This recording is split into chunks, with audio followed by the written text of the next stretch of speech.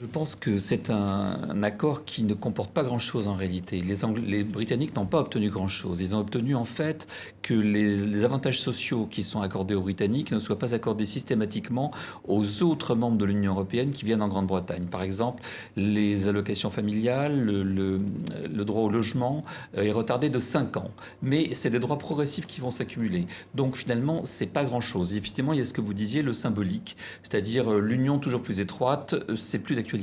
Mais il faut voir que ce que les Britanniques réclamaient était bien plus important que cela. En fait, ils voulaient un droit de regard sur le réglage, le fine-tuning, je dirais, de l'euro.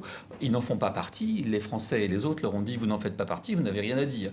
Donc les Anglais sont en train de réaliser une chose, enfin les Britanniques, pardon, sont en train de réaliser une chose, c'est qu'on ne peut pas essayer d'avoir du poids politique au sein de l'Union si on n'en fait pas partie.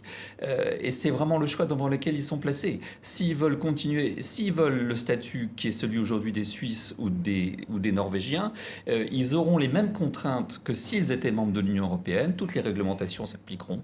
Le marché unique, s'ils veulent en faire partie, devront respecter absolument tout, sauf qu'ils n'auront plus leur mot à dire. Est-ce que le verre est moitié plein ou moitié vide? J'ai mis quel est le pire scénario? C'est de rester dedans et d'avoir une Europe à la carte qui, pour moi, n'est pas à l'ordre du jour, ou que les Britanniques s'en vont, et ça ouvre la porte à tous les autres mouvements, à commencer avec le Front National en France, qui disent, eh ben voilà, les Britanniques sont partis, eh ben voilà, les Britanniques ont fait des demandes, eh ben voilà, les Britanniques ont obtenu ça, et ça, ben nous aussi, on va faire la même chose. Voilà, c'est ma question. Donc, en effet, c'est l'Europe à la carte. Les Britanniques vont réaliser très vite, ils le réalisent dès aujourd'hui, que s'ils quittent l'Union européenne, c'est le Royaume-Uni lui-même qui va être démantelé. Parce que les Écossais ont déjà dit qu'ils ont perdu le référendum de pas grand-chose finalement pour l'indépendance, mais si la Grande-Bretagne quittait l'Union européenne, les Écossais et les Irlandais du Nord, et peut-être même les Gallois, auraient tout intérêt, et ils le feront, à quitter la Grande-Bretagne pour rentrer dans l'Union européenne. Mais dites-vous bien que derrière l'Écosse et le Pays de Galles et l'Irlande, il y a évidemment la Catalogne espagnole, et pourquoi pas la Corse française. Vous voyez ce qui est en train de se passer là-bas en ce moment en Corse?